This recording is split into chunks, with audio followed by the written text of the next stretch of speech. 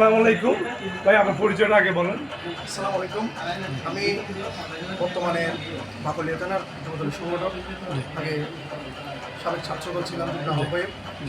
আমি আমাদের ওয়ার্ডে অনেকজন তো কাউন্সিলর দাঁড়িয়েছে, যিনি দল থেকে মনোনীত হবে, আমরা তার সাথে কাজ করব।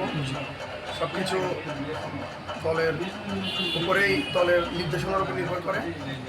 আমরা চাইব এমন একটা কাউন্সিলর আমাদের ওয়ার্ডে আসুক, যিনি জনগণের জন্য কাজ করবে, ওয়ার্ডের সকল লোকের ভালো মন্দ বিবেচনা করে, সুবিধা অসুবিধার দিকে চিন্তা করে জনগণের জন্য কাজ করবে, সার্বক্ষণিক সবার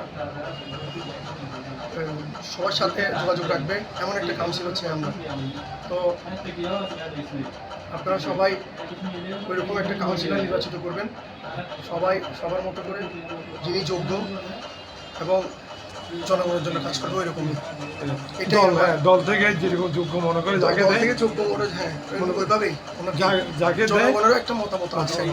জনগণও যাকে নির্বাচিত করবে তার সাথেই আমরা কাজ করবো ইনশাল্লাহ। এইটা আপনার কথা। এটাই। ধন্যবাদ।